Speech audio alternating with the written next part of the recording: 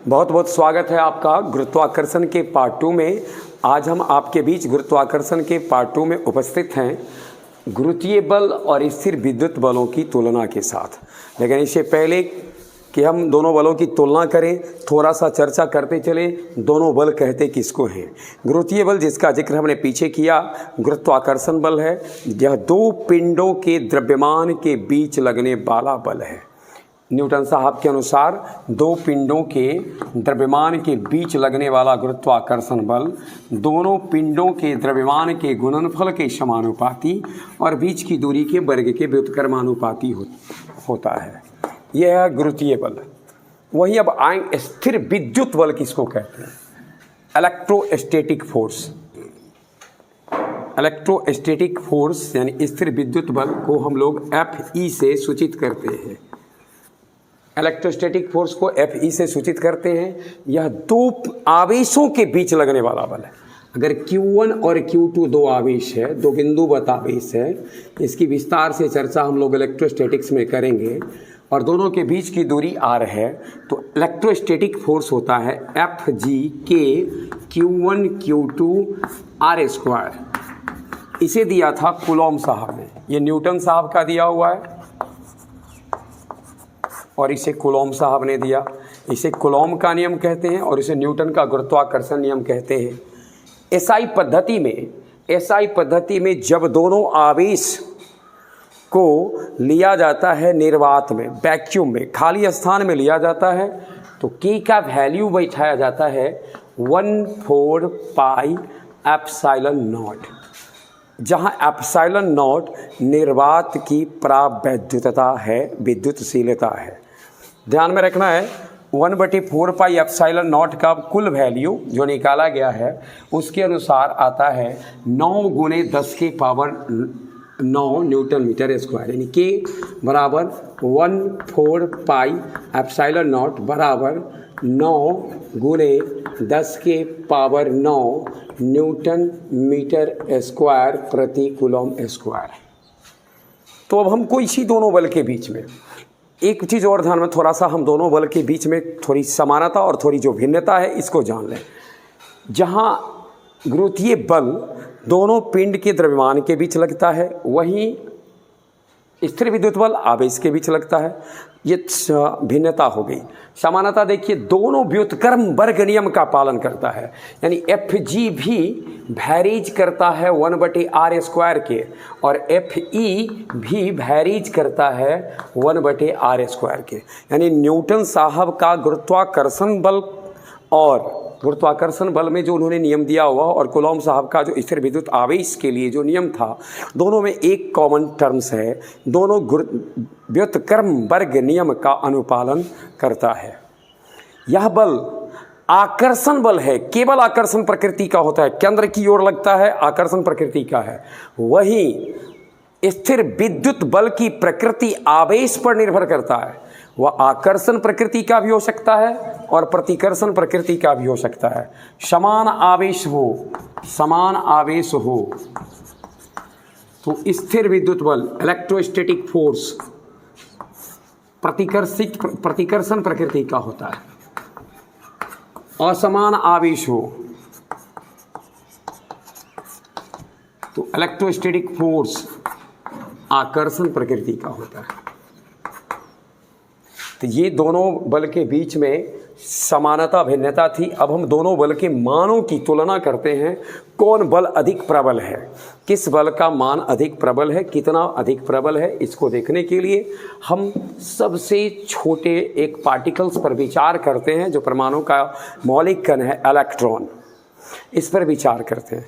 Electron हम जैसा कि जानते होंगे ऋणावेशित पार्टिकल है। इसमें ध्यान में रखना है कि दो इलेक्ट्रॉन अगर लिया जाए, इलेक्ट्रॉन का मास बहुत कम होता है, और इतना हमें ध्यान में रखना है, अगर कोई पार्टिकल आवेशित है, कोई पिंड आवेशित है, अगर ए पर आवेश है, प्लस हो माइनस हो, इससे कोई फर्क नहीं पड़ता है, आवेश सदैव द्रव्यमान युक्त होता है। अर्थात यदि कोई पिंड द्रव्यमान शून्य है, द्रव्यमानहीन है, तो उस पर आवेश की कल्पना नहीं कर सकते हम। आवेश सदैव एग्जिस्ट करता है द्रव्यमान के साथ। इलेक्ट्रॉन के पास तो होता ही है। हम थोड़ा सा तुलना कर लें, ये दोनों इलेक्ट्रॉन हैं, दोनों के बीच की दूरी r है। अगर हम न्यूटन के गुरुत्वाकर्षण नियम से बात करते एफ जी का, तो एफ जी कितना होता, एफ जी होता capital G into mass of electron बटा आर स्क्वायर।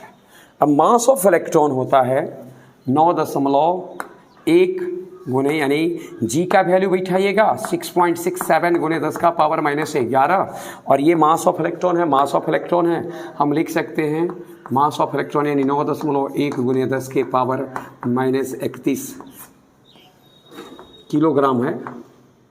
इसका स्क्वायर कर दीजिए और बटा आर स्क्वायर। टोटल वैल्यू चूँकि ये फोर्स है न्यूटन में होगा तो ये न्यूटन में है।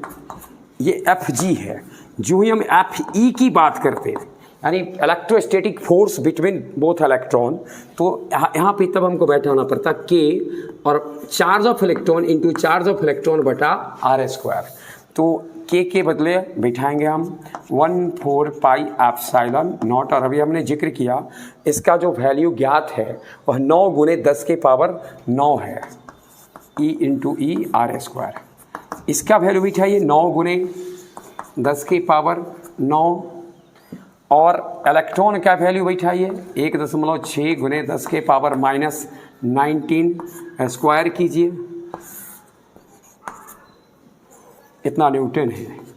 अगर हम दोनों की गणना करें, इसको हम एफ जी में एफ ई से भाग दे दें, तो यानी एफ जी को एफ ई से भाग देंगे, पूरा कैलकुलेट करके आप देखेंगे तो आ जाएगा 10 का पावर -43 बटा 1 आ जाएगा।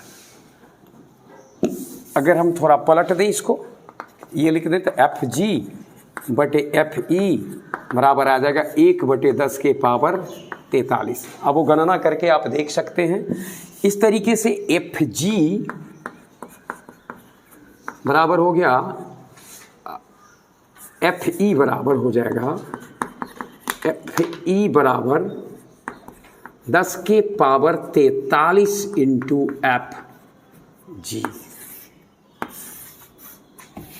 यानी गुरुत्वाकर्षण बल की तुलना में देखा जाए स्थिर विद्युत बल तो बहुत विशाल बल है। अर्थात दो इलेक्ट्रॉन जब एक दूसरे के करीब होगा तो इसका जो फोर्स होगा, इलेक्ट्रोस्टैटिक फोर्स अधिक प्रभाव छोड़ रहा होगा। किसकी तुलना में? गुरुत्वाकर्षण बल की तुलना में अधिक छोड़ रहा होगा। लेकिन दोनों में एक भिन्नता क्या है, ये अधिक मजबूत तो है, स्थिर विद्युत बल अधिक मजबूत है, परंतु लघु परासी बल है, अर्थात इसका परास बहुत दूर तक नहीं है।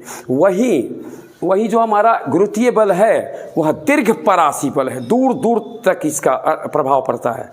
तो हम थोड़ा सा गुरुत्वीय बल के संदर्भ में कुछ और बात ध्यान में रखते हैं। गुरुत्वीय बल को देखते हैं। पहला गुरुत्वीय बल को एफ जी का इसका कुछ गुण देख लीजिए। पहले ध्यान में रखना है, याद रखना है, यह एक संरक्षी बल है,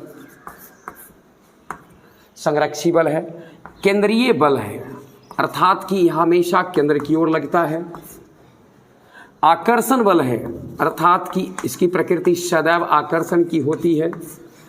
दो पिंडों के बीच जब यह बल लगता है तो क्रिया प्रतिक्रिया पैदा करता है, क्रिया प्रतिक्रिया को उत्पन्न करता है। दीर्घ परासी बल है, यानी लंबे क्षेत्र के लिए लगता है। और दो पिंडों के बीच में जो गुरुत्वाकर्षण बल लगता है वह अन्य पिंड की उपस्थिति से अप्रभावित है। अप्रभावित किससे? किसी अन्य पिंड के होने या न होने से। अप्रभावित किसी के होने या न होने से, इसके ऊपर कोई प्रभाव नहीं पड़ता है। दो पिंड के बीच में अगर लग रहा है, तीसरा कोई है नहीं है, कोई फर्क नहीं पड़ता, वो लगते चलता है। और उसके बाद और एक चीज़ और ध्यान में रखना है, दोनों पिंड किस माध्यम में है, यानी यह माध्यम की प्रकृति पर भी निर्भर नहीं करता है, माध्यम की प्रकृति से स्वतंत्र है, मैं एक बार फिर से बोल दूं, गुरुत्वाकर्षण बल संरक्षी बल है, गुरुत्वाकर्षण बल केंद्रीय बल है, गुरुत्वाकर्षण बल नाम से ही आकर्षण बल है, क्रिया प्रतिक्रिया उत्पन्न करता है। अर्थात अगर ये पिंड और ये पिंड लिया जाए, दोनों के बीच गुरुत्वाकर्षण बल लग रहे हैं तो ये अपनी केंद्र की ओर खींचेगा और वो अपने केंद्र की ओर खींचेगा, यानी इसके अपने केंद्र को खींचने के प्रतिक्रिया में वो दूसरा पिंड अपने केंद्र की ओर खींचेगा। यह दीर्घ पराशी है, दूर दूर तक लगता है और यह अब किसी तीसरे पिंड के होने या न होने से अप्रभावित रहता है, माध्यम की प्रकृति से स्वतंत्र रहता है, लेकिन हमने कहा दुर्बल बल है। ये था हमारा गुरुत्वीय बल और स्थिर विद्युत बल की तुलना। अब हम थोड़ा सा जिक्र करते हैं कैपिटल जी का और स्मॉल जी का, जिसके बारे में हमने थोड़ा जिक्र किया था पिछले वीडियो में। कैपिटल जी और स्मॉल जी, कैपिटल जी स्मॉल जी, यह गुरुत्वाकर्षण नियतांक है। यह गुरुत्वाकर्षण बल यानी न्यूटन साहब का जो हमने पढ़ा था, F बराबर G(m1 m2 r²), तो यह गुरुत्वाकर्षण का सार्वत्रिक नियतांक है। अर्थात इससे अगर हमें G का फार्मूला निकालना हो तो G बराबर हो जाएगा F into r² by m1 into m2। ध्यान में रखना है कि यह एक गुरुत्वाकर्षण का सार्वत्रिक नियतांक है। यह गुरुत्वीय त्वरण है, गुरुत्वीय त्वरण है।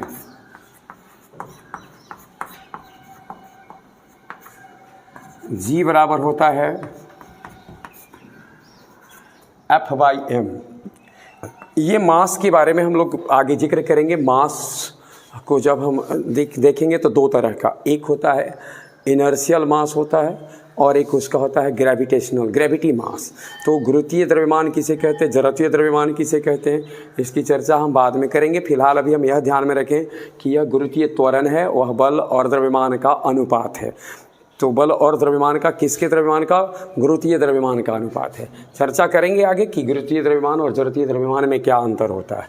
दूसरा ध्यान में रखना है, इसका मान कभी बदलता नहीं है, इसका मान बदलता है, इसके मान में परिवर्तन होते हैं। यह माध्यम पर भी निर्भर करता है और साथ साथ स्थिति पर निर्भर करता है। अर्थात यह इसके मान बदलते हैं, इसके मान बदलते नहीं हैं। इसका हम ऐसा यूनिट देखे थे, इसका ऐसा यूनिट होता है न्यूटन मीटर स्क्वायर प्रति किलोग्राम स्क्वायर, और इसका यूनिट मीटर पर सेकंड स्क्वायर होता है। तो गुरुत्वीय त्वरण का, इसका जब हम लोग बीमा लिखे थे तो था m inverse L3 T inverse 2, और इसका जो था वह था L1 T इनवर्स 2। तो ये इसके बाद G एक अदिश राशि है, कैपिटल G अदिश राशि है, स्मॉल g सदिश राशि है। ये इस दोनों के बीच में अंतर था, कैपिटल G और स्मॉल g के बीच का अंतर। थोड़ा हमने दोनों के बीच में रिलेशन देखा था, तो उसमें ये पढ़ा था कैपिटल G बराबर G इंटू ME बटा RE स्क्वायर। इससे पहले कि G के मान पर किसका किसका प्रभाव पड़ता है, थोड़ा हम ये जानते चलते हैं।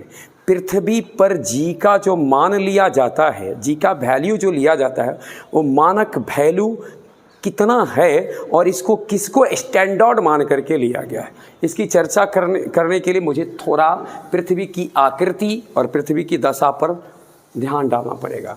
हम सब जानते हैं कि जो पृथ्वी की आकृति है उसका एक स्पेशल नाम है जियोइड शेप। यह जियोइड शेप है, इसमें आप दो तरह के रिंग्स देखते हैं, दो प्रकार की रेखाएं बनी रहती है, बंध वक्र। ये पोल हैं, नॉर्थ पोल और साउथ पोल। पृथ्वी अपने एक्सिस पर अपने एक्सिस पर रोटेट करते रहती है पश्चिम से पूरब की ओर, और पृथ्वी पश्चिम से पूरब की ओर एक्सिस पर भी रोटेशन करती है, और एक पृथ्वी सूर्य के चारों तरफ अपने कक्ष में, दीर्घवृत्तीय कक्ष में परिक्रमा भी करती है।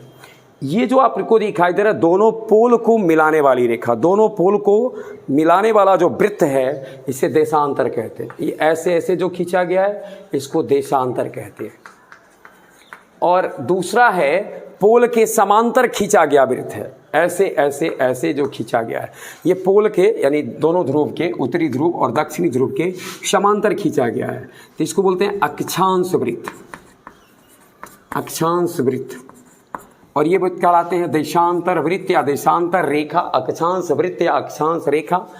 अब ये देखिए, ये जो ठीक दोनों पोल के मध्य से, दोनों पोल से समान दूरी से जो अक्षांश वृत्त गुजरता है इसको बोलते हैं 0 डिग्री अक्षांश, इक्वेटर है, विषुव, विषुव का अर्थ होता है इक्वल, तो यह विषुवत रेखा, इक्वेटर। अब यहाँ से जो पृथ्वी पर समुद्र तल से और पृथ्वी पर 45 डिग्री अक्षांश पर, ठीक देखिए 45 डिग्री अक्षांश यानी यहाँ से एंगल एक बनाइए, ये फर्स्ट चाप 60 जो उसका होता है, फिर आप बाइसेक्ट कर लें, ये 45 डिग्री अक्षांश 45 डिग्री हो रहा है, यानी ये एंगल 45 डिग्री है। अब इस पर जो खींचा जाएगा अक्षांश रेखा, इधर भी हो सकता है, यहाँ जो खींचा गया, यहाँ जो वैल्यू ऑफ जी है इस वैल्यू को प्रामाणिक वैल्यू माना गया है। अगर हमसे पूछा जाए कि पृथ्वी पर जी का मान कहाँ से लिया गया है, गणना करने के लिए हम जो फिजिक्स में जी का इस्तेमाल करेंगे तो पृथ्वी पर कहाँ से लेंगे, तो 45 डिग्री अक्षांश, समुद्र तल से 45 डिग्री अक्षांश पर जो जी का वैल्यू होता है उसे मानक वैल्यू माना जाता है, और यह वैल्यू होता है नियर अबाउट 9.80 मीटर पर सेकंड स्क्वायर। अब पृथ्वी की जो गति है, ये जो शेप हमने कहा डिवाइड शेप, इसकी जो घूर्णन गति है वो एक जैसी है नहीं, इसकी गति विषुवत रेखा पर अधिक है। यानी एक ग्लोब को अगर हम नाचाएं तो सबसे अधिक नाचता हुआ ग्लोब मुझे नज़र आएगा विषुवत रेखा पर। जैसे जैसे हम ऊपर जाएंगे वैसे वैसे उसकी वेलोसिटी में कमी होती है, इसलिए जी के वैल्यू में परिवर्तन होंगे। पृथ्वी की सतह पर जी के मान में कैसे परिवर्तन होते हैं, और पृथ्वी के ऊंचाई पे जाएंगे तो जी का मान में कैसे परिवर्तन होता है, फिर पृथ्वी की गहराई में आएंगे तो जी के मान में कैसे परिवर्तन होता है, इसकी चर्चा हम बारी बारी से करेंगे। गुरुत्वीय त्वरण, लेकिन इससे पहले ध्यान में रखना है हमको स्मॉल जी, इसको देखिए जी बराबर होता है GME बटा RE का स्क्वायर। आर यहाँ पृथ्वी की त्रिज्या है, ये नियतांक है, पृथ्वी का द्रव्यमान ये भी नियत ही रहेगा। अब RE तो भी एक तरह से समझा जाए तो नियत है, लेकिन पृथ्वी की त्रिज्या नियत है, परंतु अगर हम जी का मान पृथ्वी की ऊंचाई पे जाएंगे तो बदलेगा। अब कैसे बदलेगा इसको देखते हैं हम। पहले हमने जिक्र किया पृथ्वी की सतह से ऊपर जाएंगे तो जी का मान बदलेगा, पृथ्वी की सतह से नीचे आएंगे अर्थात गहराई में जाएंगे तो जी का मान बदलेगा, और इक्वेटर से पोल की ओर जाएंगे तो जी का मान बदलेगा, इक्वेटर से फिर दक्षिणी पोल की ओर जाएंगे तो जी का मान बदलेगा। अर्थात अक्षांशीय स्थिति से भी जी का मान प्रभावित होता है, ऊंचाई से प्रभावित होता है, गहराई से प्रभावित होता है। कैसे प्रभावित होता है इसमें चर्चा हम अभी करते हैं फिलहाल, कि पृथ्वी की सतह से h ऊंचाई पर जी का वैल्यू, पृथ्वी की सतह से h ऊंचाई पर जी का वैल्यू।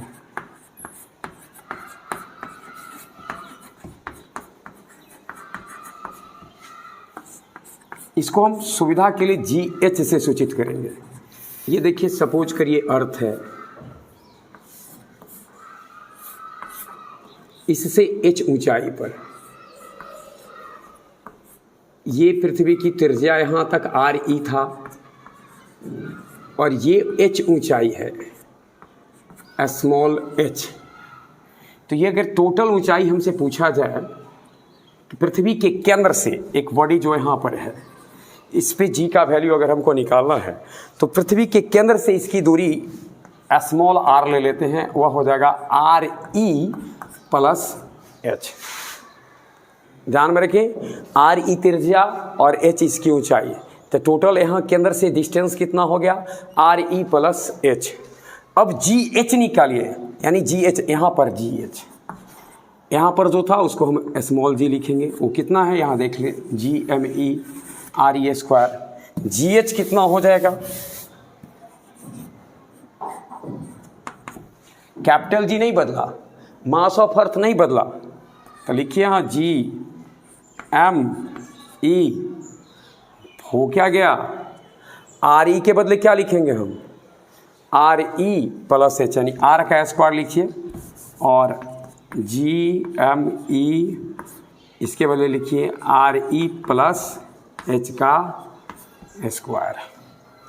अब यदि हम भाग दे दें इस जी एच में जी से, जी एच में जी से भाग देते हैं, यहाँ देखते हैं जी एच बाई जी, तो जी एच है G M E by R E plus H का स्क्वायर, अब बटा जी एम ई आर ई का स्क्वायर। जी एम ई से जी एम ई कैंसल हो गया, ये आर ई स्क्वायर चला जाएगा ऊपर, इसको थोड़ा मिटाते हैं, imply G H by G, R E square ऊपर, नीचे आर ई प्लस एच का होल स्क्वायर, इसमें से आर ई कॉमन ले लीजिए,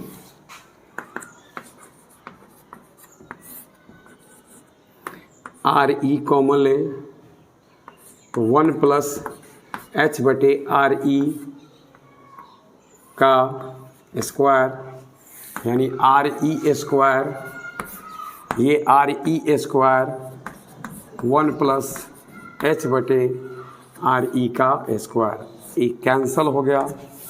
अब जी एच बराबर, यानी जी एच बाई जी बराबर आ गया 1 बटे 1 प्लस एच बटे आर ई का whole square, implies G H